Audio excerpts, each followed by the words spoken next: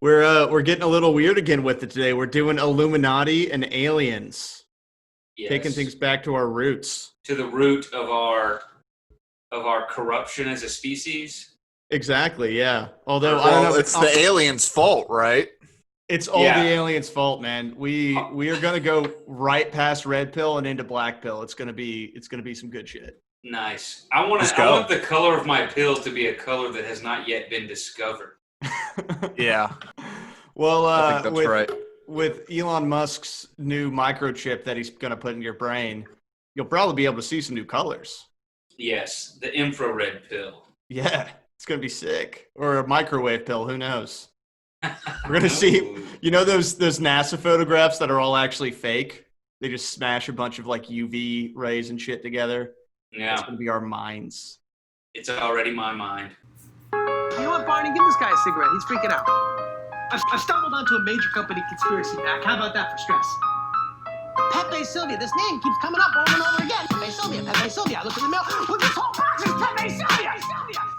The Illuminati, they are known for being a conspiratorial secret group behind the inner workings of basically every country, is what is alleged by these conspiracy theorists. Well, to be fair, a lot of countries don't matter, right? That is true. Yeah.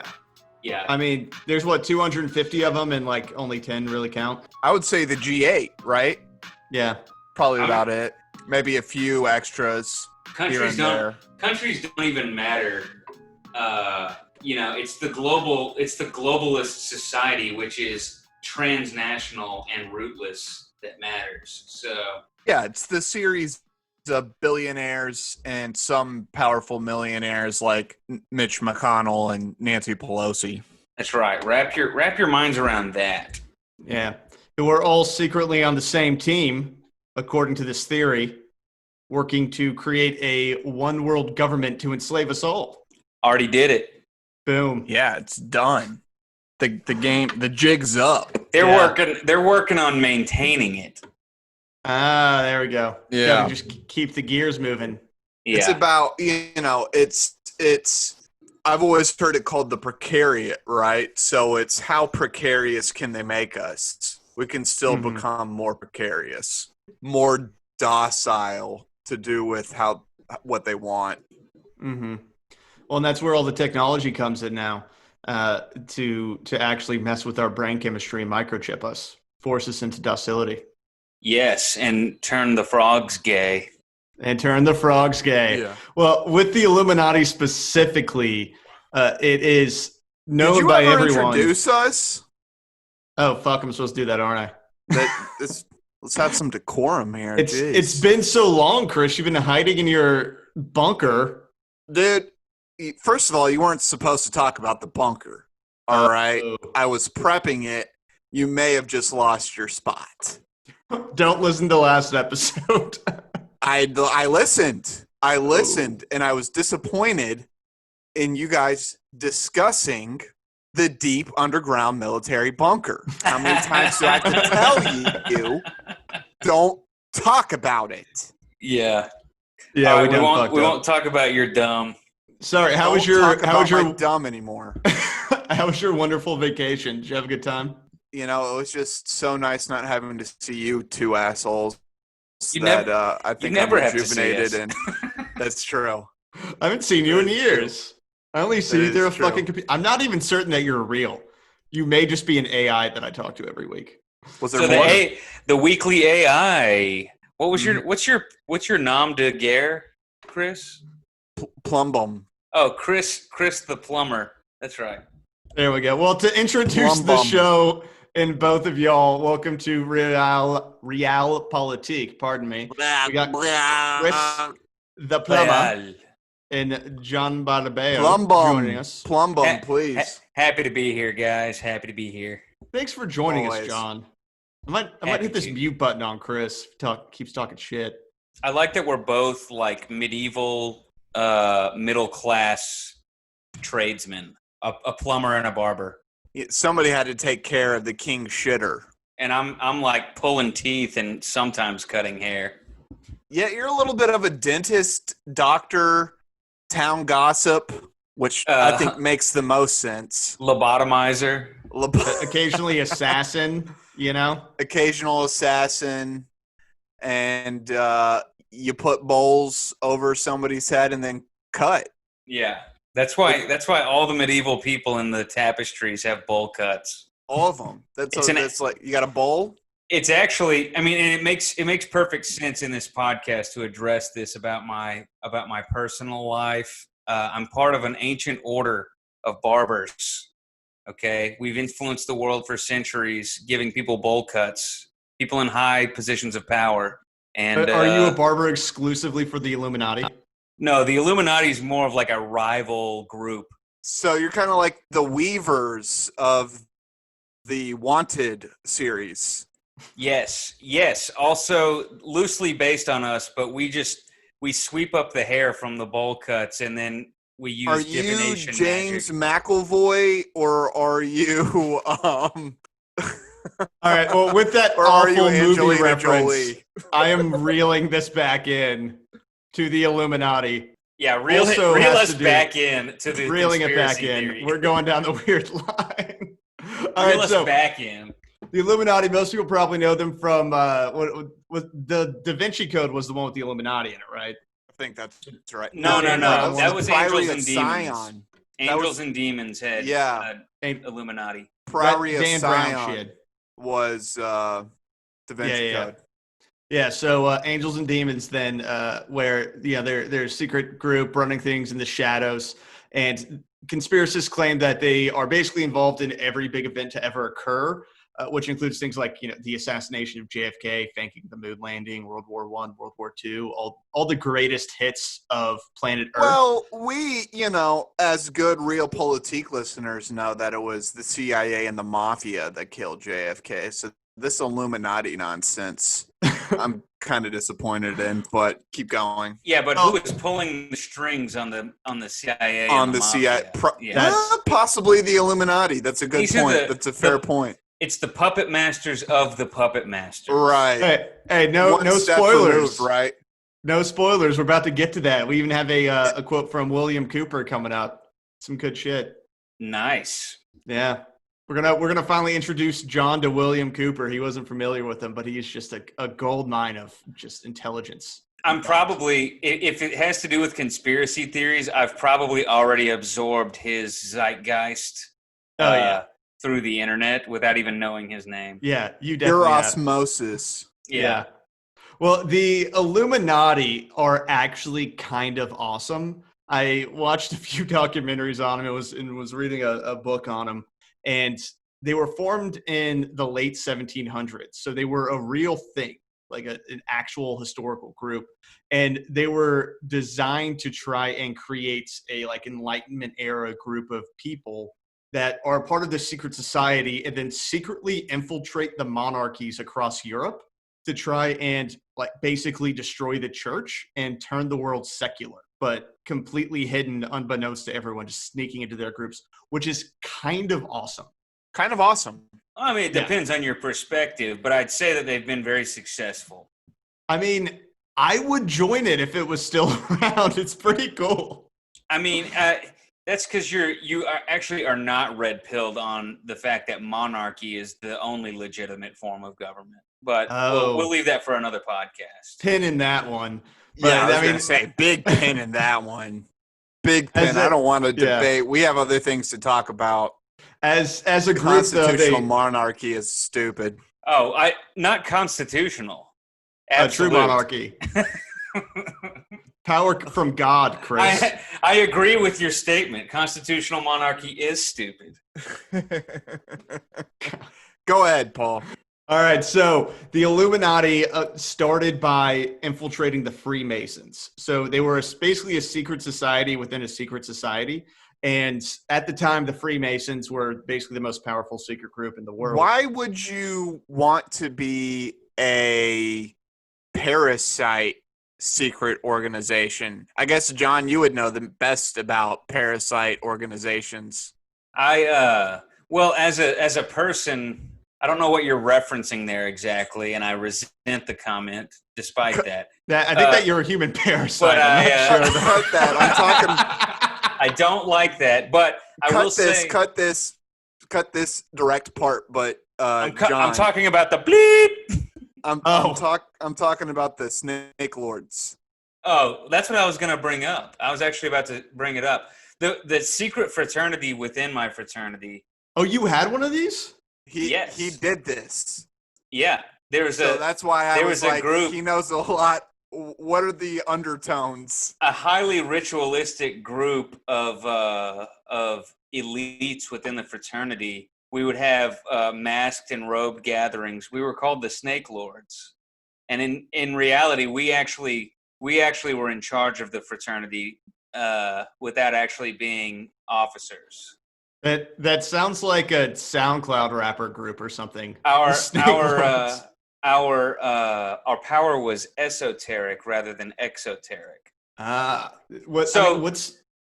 the impetus it was is the that priestly class to the warrior class. Exactly. It's the Brahmins to the Kshatriya. The impetus is like, if you're already in a secret society and that secret society gets too big and too open, you got to kick it up a notch and make it more secret than that.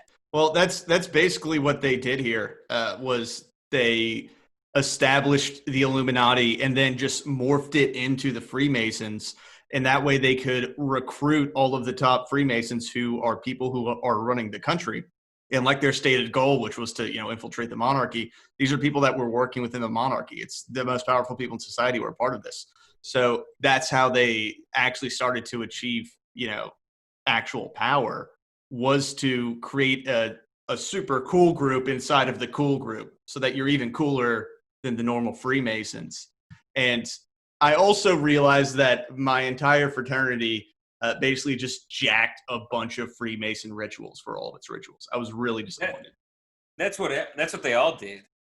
I've yet to hear of one. Fraternity is, right? It was all a bunch of people who were Freemasons, and they were like, I want to make my own club. Of Freemasons, right? It was all the college students in the early 1800s.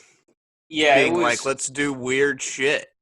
Yeah, it really was.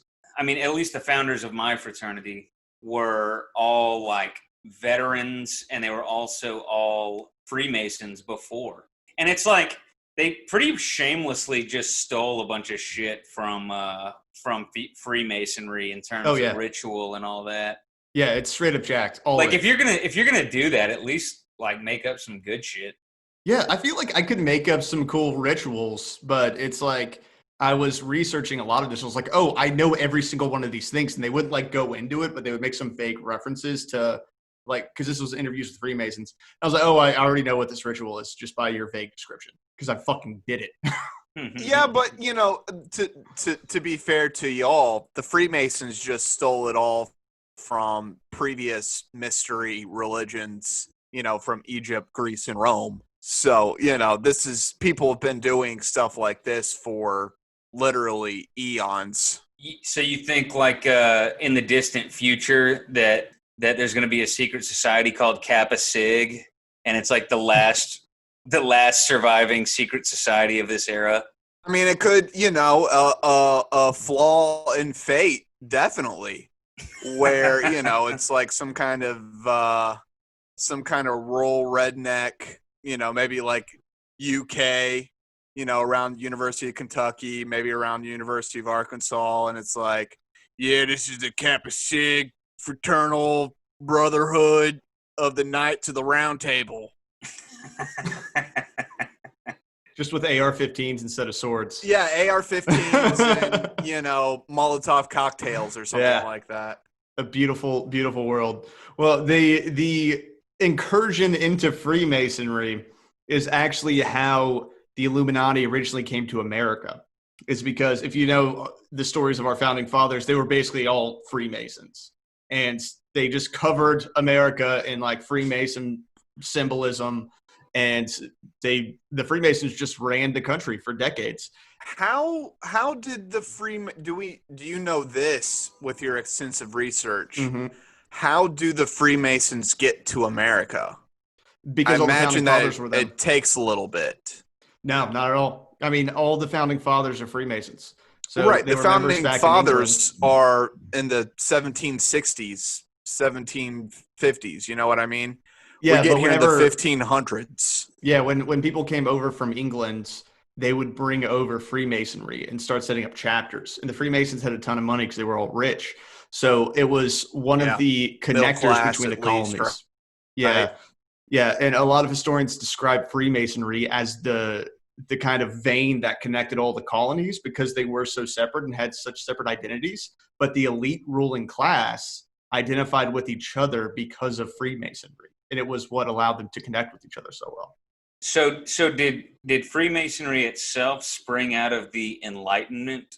In terms of Freemasonry itself, I don't think so, but I'm actually not sure. I didn't go as deep into the origins of Because Freemasonry. it seems like it would be it's filling the vacuum that the church would have filled in previous eras. Well, if I'm not mistaken, I believe that Freemasonry is derived from the old guild structure, where they took the idea of Freemasonry because they were architects, right? They're building the future kind of, type mythology, right? But the actual structure comes from guild life, where you held the knowledge sacred and secret from the rest of society, whether it be carpenters or Freemasons or whatever it was. Sure. Yeah, I get that. That's definitely it, which is why where the namesake of Freemason comes from, because it came from masonry guilds. So I agree with that. But it seems to me that in itself would not be something that the elites of a society would subscribe to, except in the absence of some other, like in the absence of another spiritual tradition. So like as the church wanes in terms of in power in the era of the Enlightenment, the Freemasonry kind of fills the vacuum in the elite circles. Well, which in a way it did, and that was a big pull of Freemasonry during the Enlightenment era, is that people usually think of the Enlightenment as, like rationalism, but what it was more just a break from the church regulating all knowledge. So the reason why secret societies, because there were a ton of them during the Enlightenment era, was so attractive is because it was basically saying, we have all this hidden esoteric knowledge from these ancient cultures, and if you're in the secret group, you can learn it. And it was like the cool thing to do to join a secret society during the Enlightenment. It made you feel chill. Still does. I think something to also remember is that these were usurpers, right? These were lower elites. Maybe we wouldn't even consider some of them elites at the time, right? These were the people without power in the king's courts and things like that. So, that's a good point. So they had the capital, but they didn't have the monarchical authority in a lot of ways. Right. They were somewhat they revolutionaries, right? And I mean, and look at the American Revolution, right? I think that's a great point that they overthrow the yoke of monarchy, and a lot of them are Freemasons, right? George Washington, Freemason. And why are they doing this? I mean, they become their own ruling class all of a sudden, like immediately. Right. So they were this emerging middle class and higher middle class who had the material wealth comparable to nobility, but without the sacralized power. It was totally desacralized power. And so Freemasonry was an attempt to legitimize and spiritualize their position. Right, exactly. And the monarchy's authority comes directly from God. So how do you achieve power in that scenario? You have to get rid of God. You have to pull him out, which is where it's not necessarily we want to destroy religion, but it's we want to remove religion from government, which is where the separation of church and state in the United States comes from, is we're getting rid of that shit because we need to have an authority on a different logical basis, which is, the people decide who rules them. So that's basically how the Illuminati came to America, is through this infiltration of Freemasons in the States, which George Washington, our first president, if you're not familiar with him, was actually writing extensively back in the day, and you can still find these letters in the Library of Congress about the infiltration of the Illuminati in America and how they're trying to get into the Freemason lodges in the U.S. Well, actually, back then it was the colonies, and how he was trying to fight the Illuminati taking over any lodges. So they were I mean, a faction within Freemasonry. Yeah, exactly. And it was known. It must have been a It was very bright known. flame. You know, it's a bunch of moths to a bright flame. I mean, Mhm. can you imagine the numbers of Europeans that came over during and after the American Revolution? It must have been crazy. I A mean, it ton. was like, you know, Americans heading to Spain during the Spanish Mhm. Civil War, Yeah. or joining the French Legion, right? Or any of these other, you know, people going over to Kurdistan, or people going over to the Ukraine, you know, who are not Ukrainian, don't know how to speak Ukrainian. Hmm. It's an interesting kind of, you know, the revolutionary call, almost the siren song. It reminds me. So this factionalism within Freemasonry at the time reminds me of, I forgot who even said it, but somebody said that there's always two types of people, or there are at least two types of people in an organization: people who adhere to the ideal of the organization, call those the people of type A, and who operate within the organization according to the professed ideals, and then people of type B who operate in the organization for the benefit and the expanded power of the organization, or the expanded influence of the organization. So through loyalty. Hmm. So, and eventually, in time, all groups or all organizations will come to be dominated by people of type B, just by a process of selection. So it's Yeah. people who empower that organization that become ascendant within it. And so the Illuminati seem like the type B people within Freemasonry. Yeah, no, it's exactly that. So the Illuminati themselves, where the historical version ends, is in the late 1700s, when the church in Germany starts freaking out about all of these secret societies who they think are going to try and overthrow them. And they see what happens in America with the revolution and them actually managing to start their own country. And they're like, oh, fuck, we might be screwed. We better start taking out these nefarious sections of our society that are also related to America, because the Freemasonry was running all across Europe. And they're like, these guys are the problems. So they banned secret societies, which basically bans the Illuminati, which is kind of where the historical record ends and the more lore section of this begins. So in America, the idea is that the Illuminati survived in Freemasonry and therefore kind of broke into the realm of the founding fathers and kind of stayed in government ever since, with the ultimate goal of taking over the world. So creating a new world order and enslaving the human population and just gaining as much power as humanly possible, which was the stated goal of the Illuminati originally.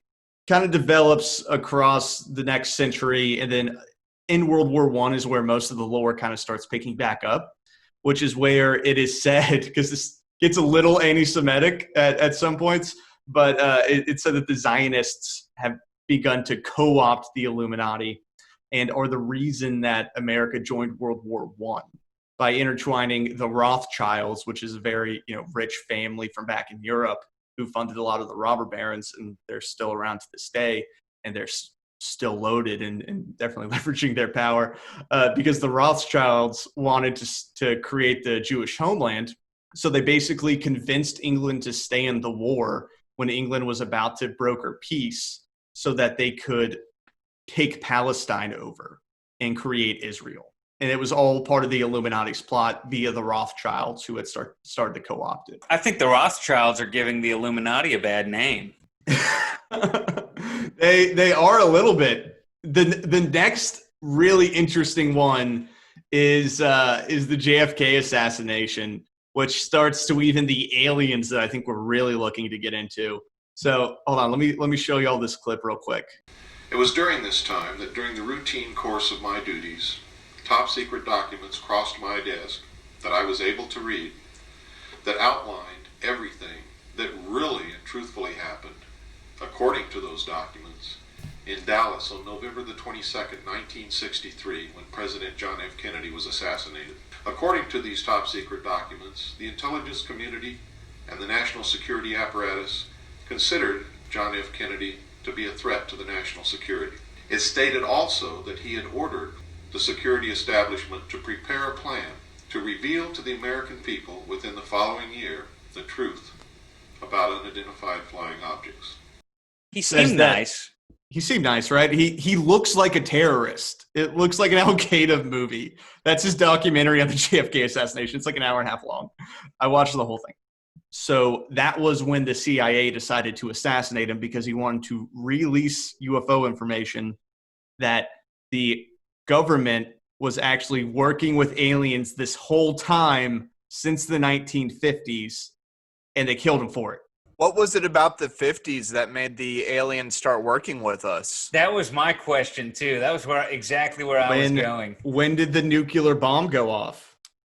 Well, that's my assumption, but you poo-pooed that theory about 10 episodes ago, you piece of Bro, shit. do you know how many lines of red pill I've been doing the past few weeks?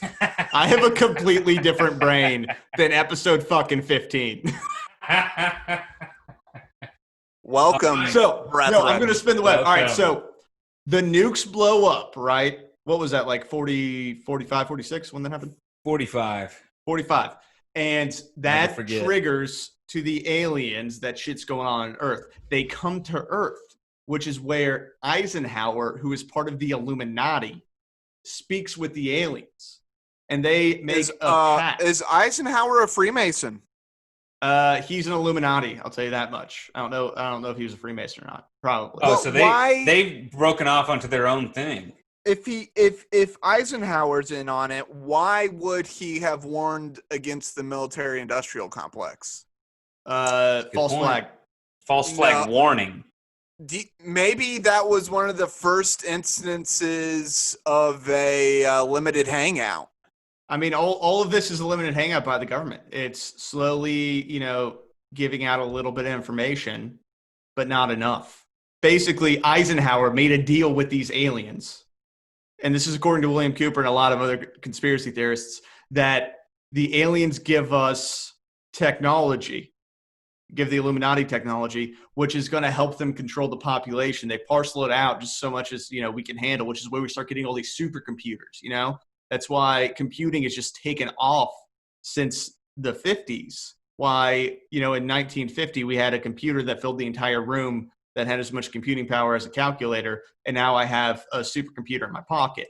In exchange for that, we give them free reign to abduct people and abduct like cattle and like anything from Earth that they want to, and we don't Anal interfere or shoot probes, them right? down. Anal probes, yeah. Mostly anal probes. So Probey that's daddy. the deal that was made, was that they give Why us tech. do you have an answer to why they like anal probing so much? I'd like to know. No one has that answer, man. You'd have to ask the Sexual, aliens. I have a feeling is the answer to that one. It's sexual. It's a fetish thing that has evolved It's in an deep alien space. fetish. Yeah. It may be. It may be. The And there's no kink shaming here, right? No, not at all. Probing is okay with me. I was going to say something before we talked about anal probing, but now my mind is wandering. We should make bumper stickers that say "Get a probe of this on this guy." Get a probe of this guy. Get a probe of this guy. Okay. Here's what I was going to say: is why would the aliens need to like bargain with us so that we would give them free reign to abduct people? Like, yeah, why wouldn't they just do it? Wouldn't they just do it? Well, so the problem is that we now have the technology to cause a problem for them, right? We have a nuclear bomb. We have radar. We've been tracking UFOs on our radar, and our pilots have seen them for decades. And that's actually very well documented. And the Pentagon's released a lot of information on that. They said they're going to release more. So they don't want beef, right? Necessarily. It depends on which theory you subscribe to. But if they make a deal, it all goes a lot smoother. The other part of the deal potentially is, all right, government, don't give us problems. and we'll let y'all live when we eventually come down and enslave the entire human population. We just don't know the best way to do it yet. There's a couple running theories on why these aliens would make a deal, but it's basically just like ease of the transaction, right? Well, isn't the best thing for the aliens to be the humans in charge, right? They get to live off the largesse of the society, and they just kind of use like human clothing, a la, lizard people and stuff like that. Well, the other piece of it too is that there's a theory in some ufologist circles, UFOologists, pronounced ufologist, that the aliens are working with the government and giving them technology like Elon Musk's brain chip so that the Illuminati or One World Order or whatever you want to call it can begin to basically make the human race more docile for them so that when they finally come down, they can just, reap the rewards of our world because everyone is now their slave. Oh, so we will no longer resist the probing. Mm-hmm. Yeah, but here's something. I'm sorry that I'm the guy poking holes in it because I'm probably the one who believes it the most out of the three of us. Most likely, yeah. Most likely. I'm being devil's advocate by supporting the argument. I don't know why I'm doing that, but I have such a need to disagree with Chris. I need to disagree with Chris on such a molecular level that I'm defending fucking Illuminati aliens right now. Sorry, please continue. I like this. So the question becomes, why are shit? I lost my train of thought. What were you saying, Paul? I was gonna say, here's where I think you're going. Why would an alien care to enslave the human race? Why do they even care about that? If they can make it across the stars, what's the benefit of having human slaves? So then this goes back to the whole ancient aliens theory. This is a very complex system of lore that has been created around the Illuminati and aliens. Well, and then here, I remembered my train of thought now. Yeah. Why didn't they come 40 years earlier when the planet was good? The planet's shit now, dude. We've killed the oceans. Our biodiversity's crashing. I guess you could say something about this is closer to the world they inhabited. That's what I was going to say. If you've seen the documentary Pacific Rim, it's a situation where we terraformed the planet for the aliens. Right. Oh, shit. Okay. Right. So we had to release more carbon dioxide. We had to kill off more of the species and stuff like that. And that explains the chemtrails, too. Yeah. It's all terraforming. I gotcha. It's all terraforming the planet. I believe this now. Yeah. I'm sold. But basically, think about it, though. We had to turn the frogs gay. They had to turn the frogs gay because... Yeah, why? Yeah, but why, though? Alien planets have gay frogs. Don't get to ask. I believe you, but why? Why? But don't it goes back to the whole shame, John. We just talked about this. It goes back to the whole ancient aliens thing, though, right? Where the theory that all of these ancient Greek gods were actually aliens, or Stargate theory, basically, where they came down and they were kind of ruling over us, and we were all their slaves and doing whatever they want, and they left for whatever reason, or maybe they were the ones who brought humans down. Maybe they created humans, put us here, and just needed to give us time to develop, and they came back when we're ready to actually run shit for them. We've been ripened. Yeah, exactly. You got to give it time to grow, to create our own little mythos and ethos and logo so that our brains can function and we can slowly evolve into a slave society that will be docile to the alien creatures. I think it has something to do with our consciousness. There's some kind of energy to consciousness that I think can be harnessed. And I don't think we've become complex enough to understand that power, that kind of energy. But that's always been my kind of general thinking, that if they were going to harvest something, that's kind of generally what they're harvesting. Oh, dude, I like this. Wait, you're talking about You're talking about Consciousness farming. aliens harvesting our psychic energy? Essentially, yeah. It's like the Matrix, but instead of like our body heat. Right. It's It's or- not BTUs. It's not BTUs. It's some kind of like consciousness metric. Well, and then I think in the original iteration of the Matrix, the idea was that the humans weren't batteries, but they were like the hardware on which the Matrix was running. So like it was the I don't know about computer terms, but like the RAM or the memory of the supercomputer that was the Matrix. Yeah, the brain was the hard. All the collective brains were the hard drive. Exactly. So all wired together, you got a daisy chain supercomputer. That's was that living. what that movie was? The movie was not that way. The movie they were like, that's too complicated for audiences, so we're gonna make it like humans are just batteries. Yeah, Oh, a okay. battery is a much easier metaphor than giant brain computer. Yeah, but I mean, like in terms of thermodynamics, they couldn't be batteries. It wouldn't work that way. The human body doesn't produce enough energy, a net produce of energy. There's also just way easier ways to produce energy than trying to harvest it off of humans. Yeah, if you had intergalactic travel technology, you could just like steal energy from a star or something, or have anti-gravity energy or something along those lines.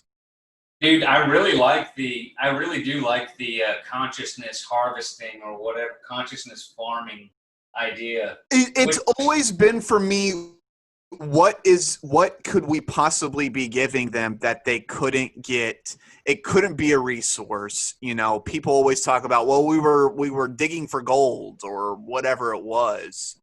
And that never made any sense to me because, again, there's such easier ways to get gold in the universe. Mm-hmm. I mean, you could like de-atomize asteroids and collect however much gold dust and other precious metals from that. Why Also, would you need to? If you're traveling like intergalactically, do you still give a fuck about gold? Well, my assumption is that gold has, because of its properties, probably does other things too. Oh well, yeah. I mean, it's using like semiconductors and stuff, but I'm just right. like, I feel like you would have figured something out by then. Or like even rarer metals. Yeah, yeah, right. something better than gold. I feel like it's a very specific. Well, but to, that's like, what I'm humanity. saying. None of it makes sense. None of it is good. Unless so, the aliens want to be worshipped like gods. Well, Stargate. that's a great possibility, but I also think, again, there's easier ways in which you could have done that. I'm wondering how many times I can bring up Stargate in this episode. I love that show. You're not wrong, though. You're not wrong. I love that show. No, well, listen, and I think that is one of the largest theories in Ancient Alien Theorem, right? Of which Chris is a scholar. I think you got your PhD in ancient alienism, right? Don't tell people that. Yeah, that's a secret. I don't want you to get doxxed. Two episodes in a row, I'm sorry. I'm Yeah, like releasing doxing way everything too much about information. him right now. Way So, too Chris much does not information. have a PhD. He does not have his PhD. It's a master's. Yeah, it's a master's in ancient It's an alien associate. theory. He has an Associate's associate's in degree. alienology. Yeah. Cut that. Bleep. Did you note that? Yeah. The reason I want to record on Monday is so I have like 3 days. I'm going to start dropping on Friday permanently. So that way I have like having to do it night of is like really hard. Yeah, it's been amazing you even do that. Yeah, I can edit it all and then I can actually listen back through. So anyways. Yeah, go ahead. Oh, I was going to say, it's just, again, if you were looking to be like a master species, again, I just think there's other ways of doing it than traveling thousands and thousands of light years to a possibly inhabitable planet that is just in the right spot in its evolutionary course to have some kind of species that it wouldn't take all that much tinkering to create essentially a slave species. It is a very complicated plan for like little return because Yeah, like we can't offer them much besides being like, oh my God, you're amazing. Like, do they get off that much on being worshipped? I was thinking. I mean, to be honest, the consciousness thing is like the only argument that makes any sense to me about the aliens thing. It's kind of like in the movie Monsters Inc. when Yeah. monsters would harvest the fear of human children. Yeah, Very much like that. it is just like Monsters Inc. It's Monsters Inc. plus Stargate. Well, I don't want to give too much that's a movie, credit dude. to the QAnon crew, but I stole it a little bit from adrenochrome. That idea of consciousness harvesting. Oh, okay. I didn't even know that was an aspect of it. Yeah, what does that do with adrenochrome? What?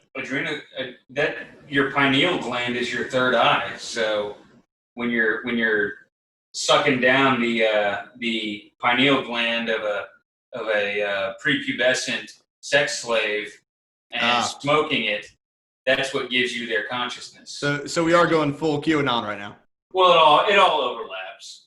It does. It really does, because I haven't gotten to the Satanism part, but Satanism is also a big part of the Illuminati theory. They're all Luciferians, which I don't like the way that they malign the good name of Lucifer, but they equate it with Satan, which is not accurate biblically, and basically say that the Illuminati, apart from being in league with aliens, are also a toy of Lucifer to, enslave the world in their evil games. Let's just think of the etymology here for a second. Illuminati means what? Illuminated. The enlightened ones, the ones who have been lit up by divine knowledge or secret knowledge. Mm-hmm. What does Lucifer mean? The light bringer, the light bearer. Well, and then I was going to add, what does Lucifer do? He rebels against God, a monarch. Yes. Well, it is Luciferian.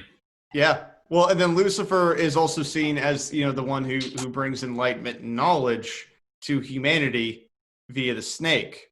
Right. Which to their detriment. Arguably to their detriment. Maybe it freed them, John. I've always taken the Gnostic Christianity approach of the snake was a good guy. They saw him as an early incarnation of Christ. The snake freed the mind, Christ freed the soul, which I thought was way cooler. But if they stopped there, I'd be down. But then they go, no, he's satanic, and then they want to eat your babies. If anything, I think maybe that they emulate satanic imagery because it's powerful cultural imagery that is in us through hundreds of years of symbols and memes within our culture. And so when you don that mantle of the satanic imagery, it's a powerful self-empowering metaphor. Well, and it's immediately taboo. Right. And it's immediately, I don't want to say like badass, but do you kind of see what I'm saying, where it's this No, I was just saying, like, it immediately resonates with the culture that these ideas are being created in, right? It's like in Matheson's book, I Am Legend, where, you have all of these, quote unquote vampires. It's actually a virus, and crosses only work on vampires that were formerly Christian because they believe it, so it has an effect on them. It's like, yeah, the Satanism thing works because these conspiracies are popping up in a Christian society, and all of these people are Christians. Otherwise, you wouldn't believe in Satanism. Like, Satanism is not a thing.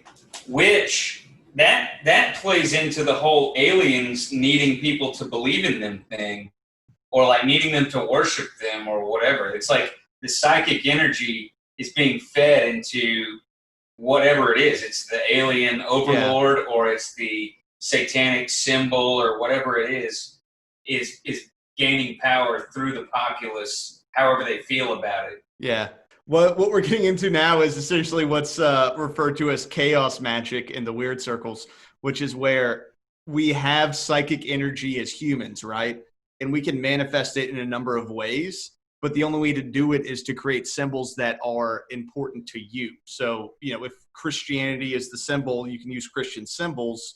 Or if, you're Wicca or something, or pagan, you can use those symbols. The overall outcome of your attempts to, cast a spell or whatever the fuck you want to call it is the same, but you have to use something that is meaningful to yourself in order to do it.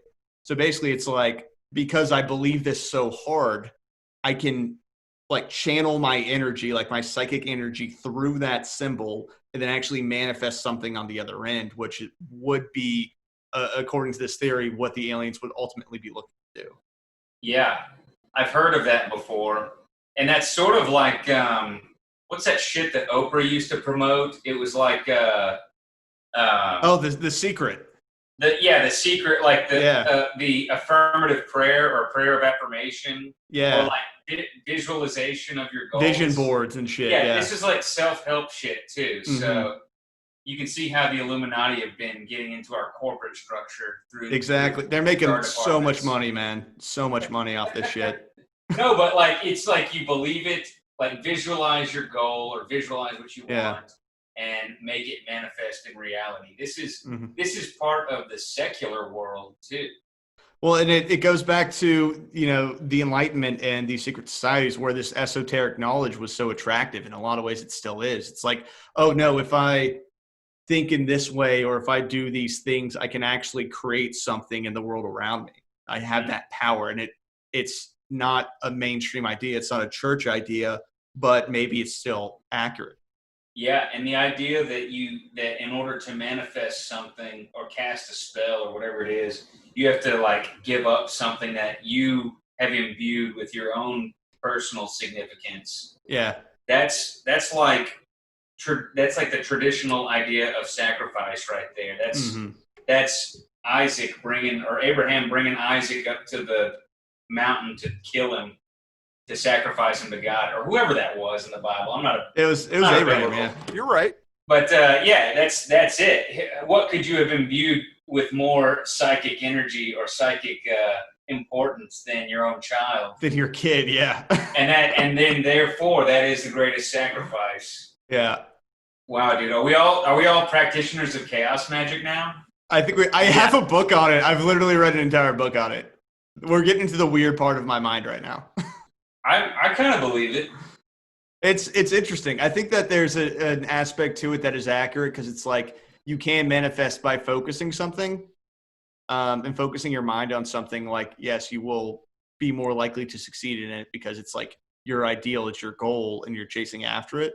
But in terms of, psychic energy, if I put on my not crazy alien person hat and like my normal hat, it's like I don't necessarily know if that's going to be something that would ever play out. But can I tell you all one of my kind of theories on chaos magic and stuff like that? Yeah. That it's gay? The closer you get to the center. Yeah. It's not PC, though. I'm not allowed to say that. Yeah, you can't say that anymore. I was watching too much Entourage today. I'm sorry. I told you, dude. Chaos. You can't watch it. You start It makes talking me like forget. Chaos, it gets you in magic trouble. is homosexual. It's homosexual. Dude, That's okay, right? But there's nothing wrong with that. All I've There's been nothing watching wrong is with that. Community and Entourage, and both of them constantly make your gay jokes, and it's like melting my brain. Yeah, you need to stop. But I've always kind of theorized that the closer you get to the galactic center or the universal center, the more aspects of manifested magic there is. So beings closer to the source of the universe would probably have more control over their physical manifestations than beings further away from the galactic center. Bro. Or universal center, rather. Dude, and I love that theory because there's actual scientific evidence to back something like that up. Because the one thing that astronomers have noticed is that the further that we look out into the universe, the more the laws of physics that we know break down.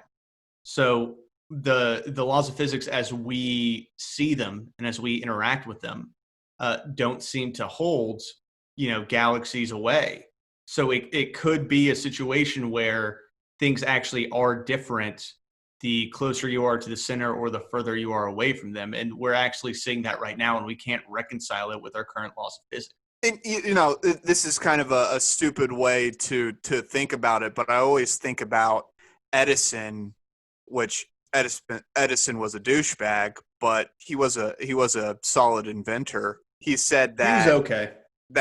you know, invention was 1% inspiration, 99% perspiration. And I've always thought that perspiration is kind of like the human form of magic. He invented electricity when nothing like that had existed before, and kind of just like pulled it out of the air after, you know, striving for so long. And if he was closer to the universal center, probably wouldn't have taken him so long. We probably would have had it earlier on, because that kind of, they didn't have to work so hard.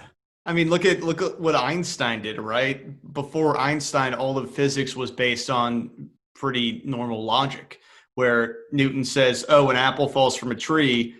Every time I drop an apple, it falls down to the ground and doesn't float up. There's probably something called, you know, let's fucking call it gravity, that pulls it down." Einstein was the first person to say that everything that we see is actually a lie. And that was the biggest problem with relativity, is that it is so counterintuitive to everything that we experience, where we experience time as, you know, a fixed rate.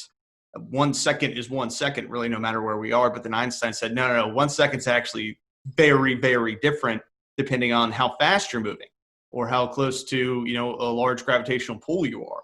So his, you know, kind of obsession, or, you know, if you wanted to call it his psychic energy, was able to manifest a theory that no one would believe at that point in time. And it was a highly contested theory, but it turned out to be pretty goddamn accurate, to the point where now our satellites in outer space, we have to be constantly adjusting them for time dilation because they're actually experiencing time slower. So anything that they shoot down to Earth is going to be inaccurate because all the timestamps are off. So we have to account for that. Like, we know that it's a fact at this point. He changed the world. Or how about this one's the freaky one for me. It's a quantum mechanics thing, and I'm gonna butcher my explanation of it here, but it's the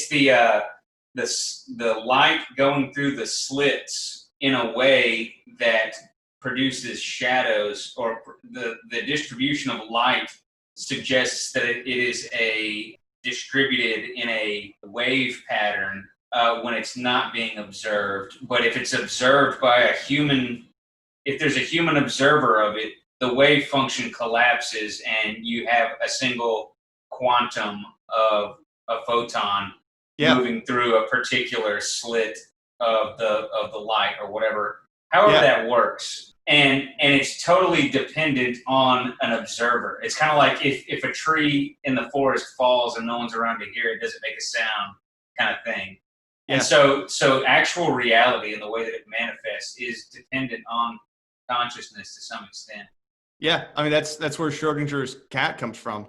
If you don't look in the box, the cat is both alive and dead at the same time. If you look into it, it's going to be one or the other.